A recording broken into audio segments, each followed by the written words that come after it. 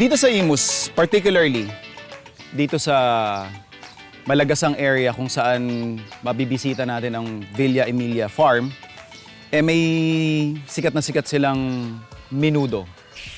Pag tinitingnan ko yung ingredients nila, it's the same with other menudos na kilala ko. But since pag piyesta dito, matik yan, may nakakarating sa aming menudo. So, I thought of siguro doing my own version.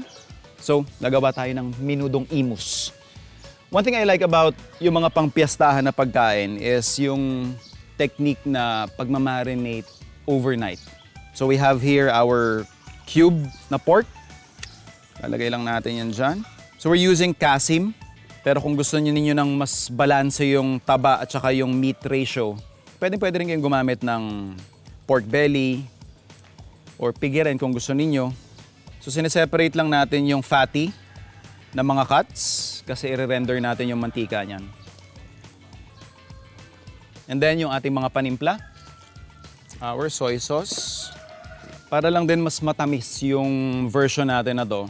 Or actually in other recipes na napagtanungan natin, ito rin talaga yung isa sa mga ginagamit nila, banana ketchup. And pambalanse natin doon sa tamis na meron doon sa banana ketchup natin, lagay lang tayo konting medyo asim-asim na ingredient, which is yung ating tomato sauce. Panunuotin natin yung ating timpla, preferably overnight. Pero kung medyo nagmamadali kayo, kaso hindi nyo nga makukuha yung talagang nanunuot na timpla, pwede na to as fast as 30 minutes.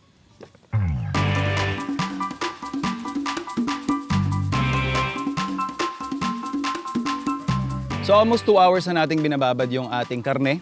Pwede na nating umpisahan yung iba pang components ng ating dish. So syempre, yung mga panggisa at saka yung mga gulay na kasama ng menudo.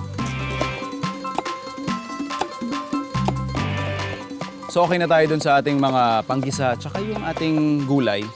Ito yung hiniwalay nating taba. Unahin lang natin sa pan para mapalabas natin yung mantika.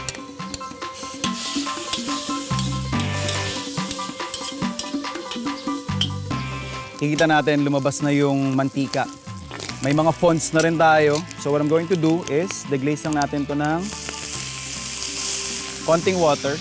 Dahil matagal pa yung proseso ng pagluluto natin, importante na yung mga namumuong brown na yan, maiangat natin sa pan. Kasi kapag hindi, yan yung magtututong tapos might cause na masunog yung pinakailalim ng inyong masarap na menudo. Susunod natin yung ating atay. Kapag mga atay ay actually treat it like steak. So mabilisan lang yung luto. Ito yung mga components na tatanggalin ko rin kaagad, ihiwalay ko kasi ayoko silang ma-overcook, specifically yung ating atay. Kasi yung taba naman, na-render na natin yung fat. So kumbaga goods na yon. And then, sasama ko na rin yung hotdog.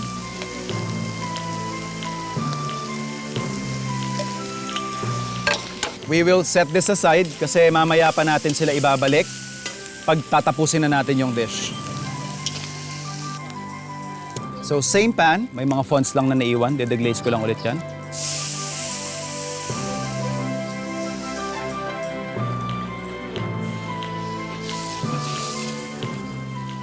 Then I'll add in some oil. Lalagay lang natin yung ating carrots at patatas.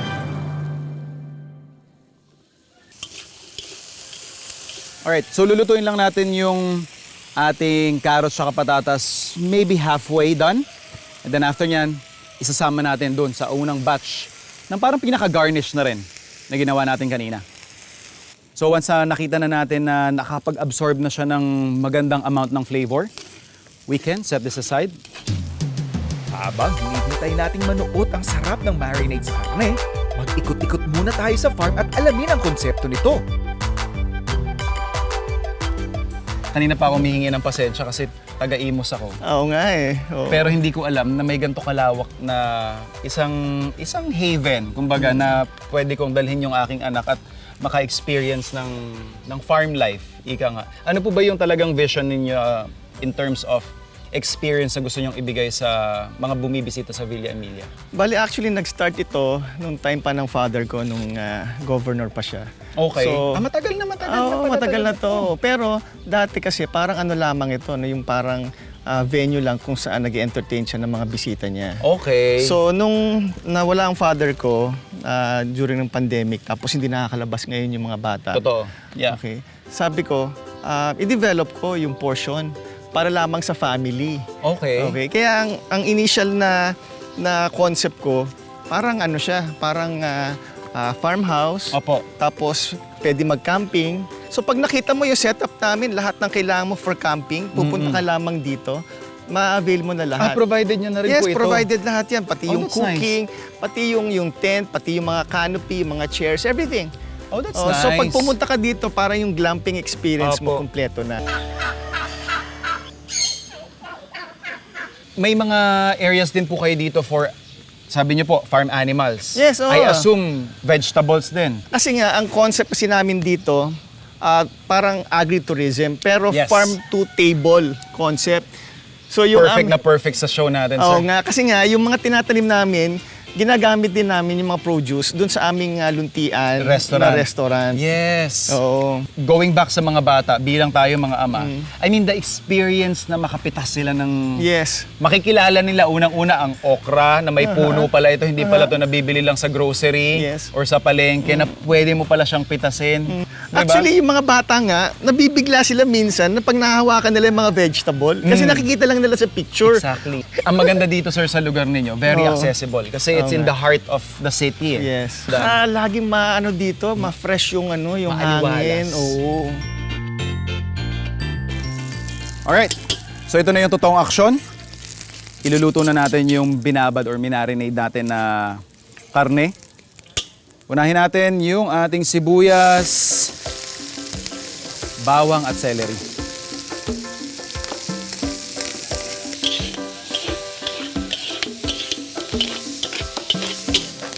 Next up, yung ating karne.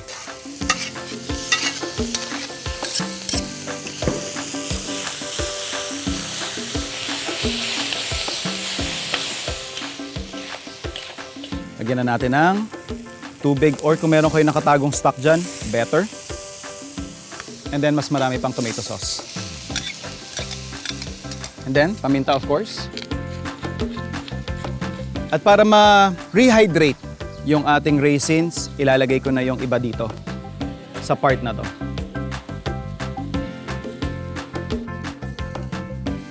So, i-gently simmer natin yung ating menudo for more or less 30 to 45 minutes. Mababang temperature yung preferred natin kasi may tomato sauce tayo dyan.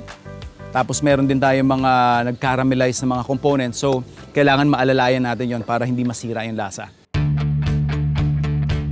So at this point, makikita natin makapal na yung sarsa ng ating menudo. For me, this is my preferred lapot or consistency. And we will finish our dish by adding in yung ating liver spread. So siguro ito yung isa sa mga kakaiba doon sa menudo ng Malagasang or ng Imus. Kasi normally kapag liver spread, kaldereta yan, di ba? Ibabalik na natin yung parang pinaka-garnish natin, yung iba pa nating components. So nandyan yung atay, yung hotdog, yung gulay. By doing this, we are able to ensure na yung ating atay, pork, liver, hindi ma-overcook. Personally, I hate overcook na atay. It gives you kasi yung mineral na lasa, yung parang lasang bakal. But when you're able to cook it properly, hindi ganun ka-intense yung lumalabas na lasa na yon. And then of course, bago natin to i-serve, i-grate natin ng cheese. Pero, eto na. Ready na yung ating menudo. Pwede tayo mag-plate.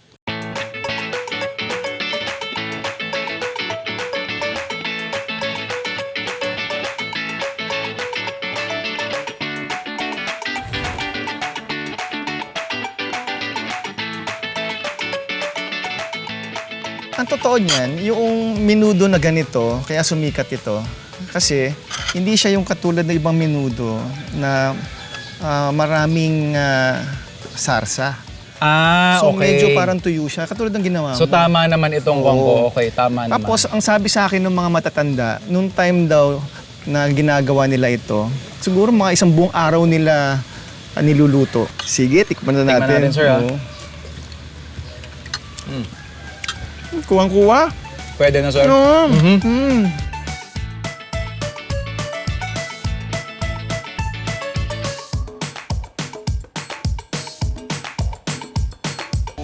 Isang hidden oasis sa katipunan ng ating natagpuan. Ito ang Silong, isang boutique hotel at ideal spot kung kailangan mo huminga at magpahinga nang hindi lumalayo sa syudad. I think the difference from the other staycation area, first, kasi nandito tayo sa city. So this is, I think, the one from the Katipunan area, yung ganitong concept ng staycation.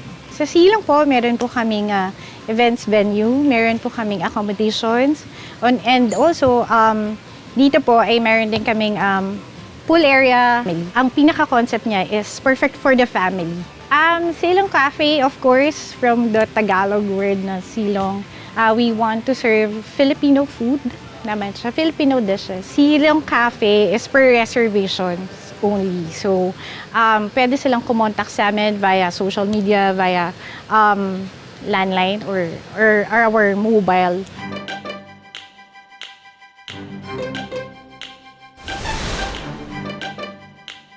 Hello sa inyo, food explorers. Andito tayo sa Silong at ngayon nakapag-staycation ka na dito. Ano ba yung hinahanap natin mga kapuso? Siyempre, ang food trip, ang pagkain. So dito mas madali na kasi hindi mo na kailangan lumabas. Lalo na kami, ako mahilig ako magbakasyon. So ang hinahanap ko agad talaga yung pagkain nila. So ngayon susubukan natin to. So unahin natin tong bistik Tagalog. Wow. Yan natin yan. Ako kasi pag kumakain ako, talagang sinasabay-sabay ko na. So ilalagay ko na rin yung pansit ko. Kita nyo naman guys, mainit pa. First subo.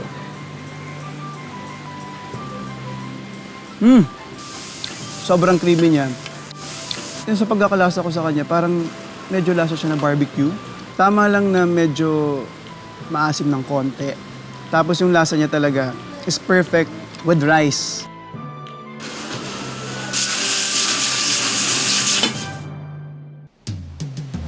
Tayo man natin yung pansit.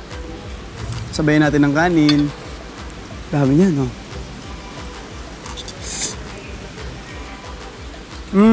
Ang sarap ng pansit. Grabe. Kita niyo naman yung reaction ko. Feeling ko mas perfect to pag nilagyan natin ng lemon.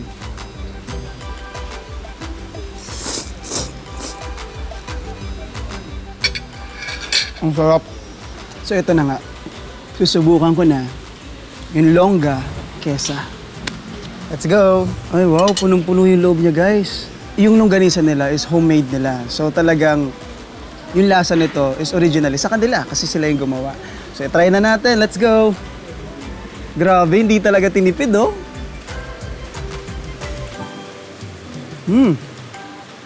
Kakaiba yung longganisa nila ah. Di ba kadalasan kasi yung mga longganisa matamis? Lasang longganisa siya pero yung alam niyo hindi siya matamis at swak na swak lang yung lasa.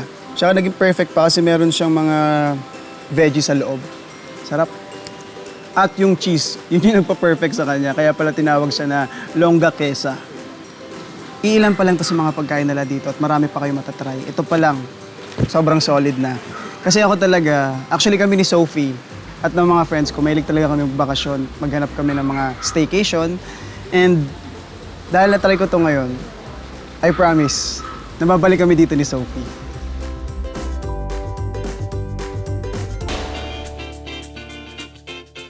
So hello mga ka-food explorers. So ngayon, ilulutuin ko na yung pamanang pagkain sa akin ng lola ko, which is tinatawag namin itong adobado ala Bicol. Actually, madali lang naman to. Para lang siyang adobo, pero yung twist niya, meron siyang gata. So ito yung mga recipe natin. Meron tayo ditong bawang, sibuyas, daon ng laurel, paminta, sili, at cube.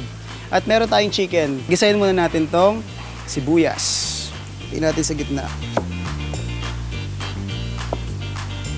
Actually guys, hindi talaga ako marunong mag-proper ng hiwa. Kami kasi ng lola ko, guys, actually ng family ko, hindi namin inihiwa yung bawang na ginaganon pa. Ang ginagawa namin ito, kailangan mo lang ito, sitaas mo lang, tapos ibabagsak mo lang gano'n. Actually, mas marami, mas masarap. So, bubuksan na natin to. Paano ba to? Sorry, paano ba ito buksan? Ayan. Kami kasi sa Bicol, guys, pag nagluluto kami, yung lola ko sa pugon, yung may uling or kahoy, ganun. Iba yung usok na galing sa kahoy.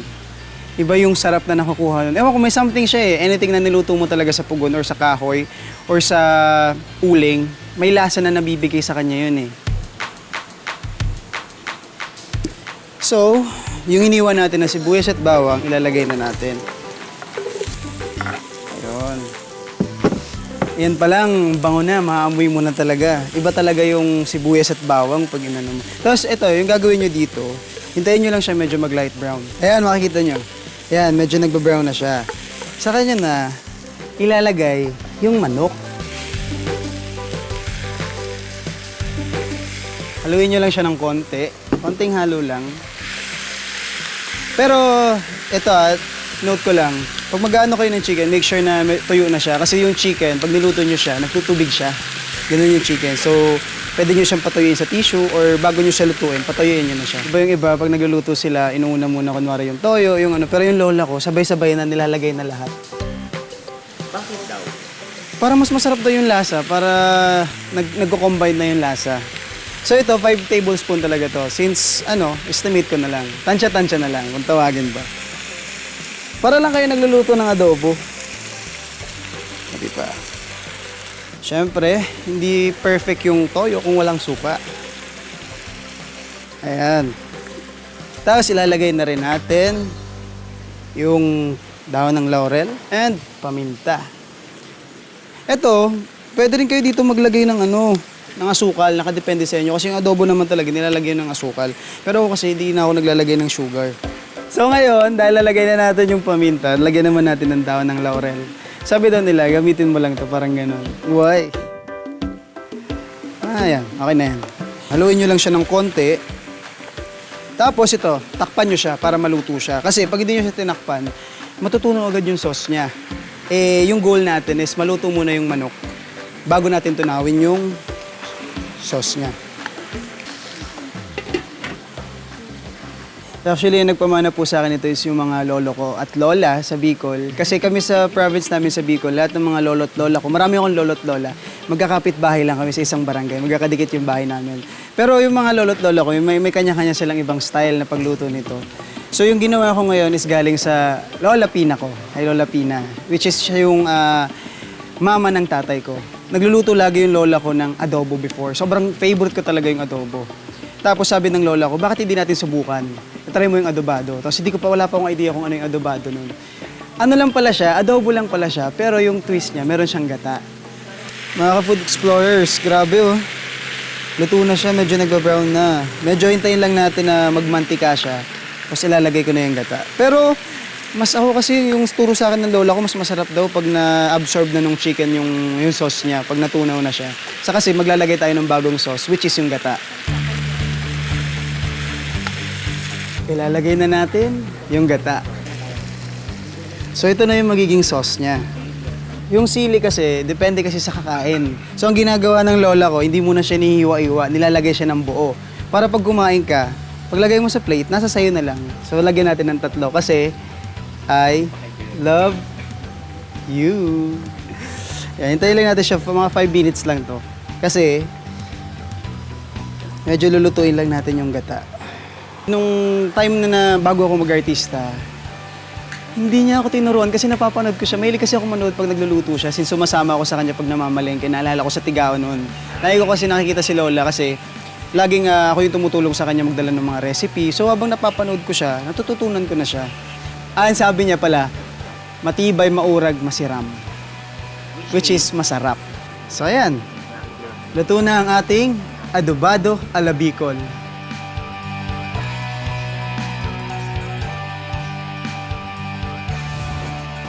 So ayun na nga mga ka-food explorers, so susubukan na natin ang adobado ala Bicol.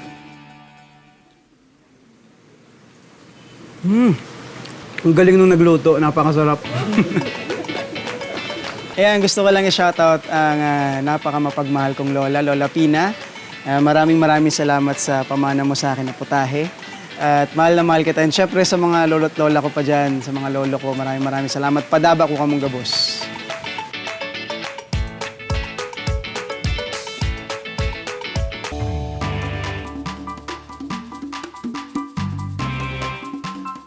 Eto may controversial take ako.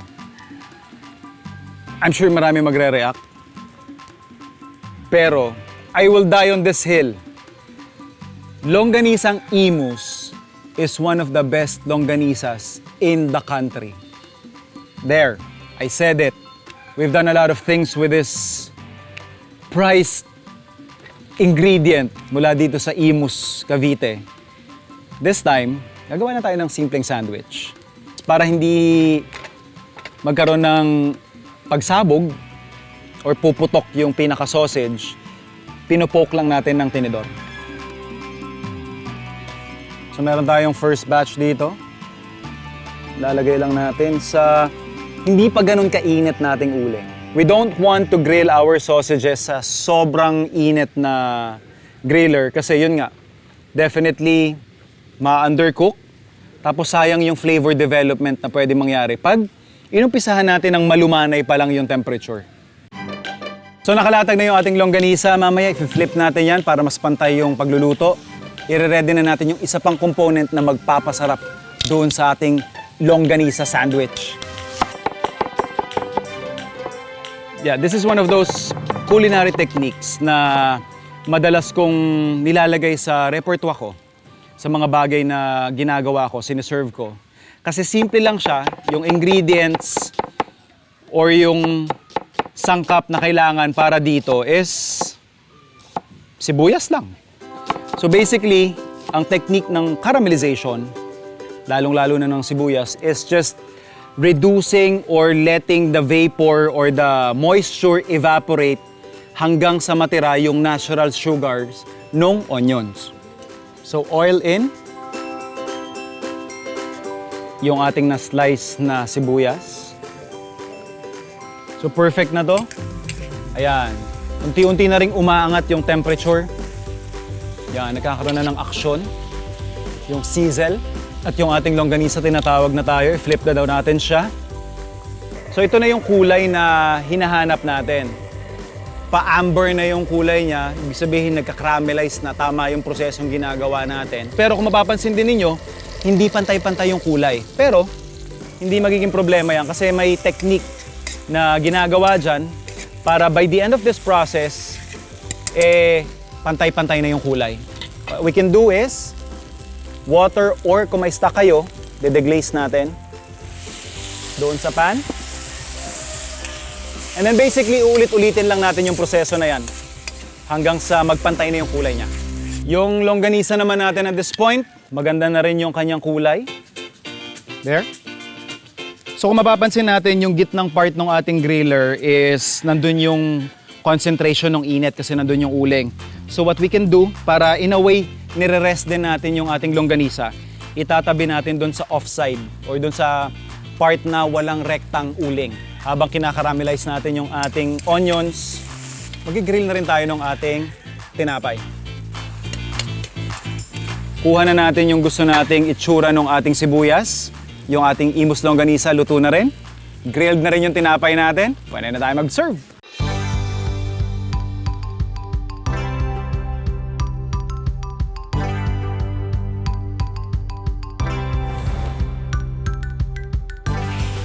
Yan. Cheers! Cheers. Cheers! Game!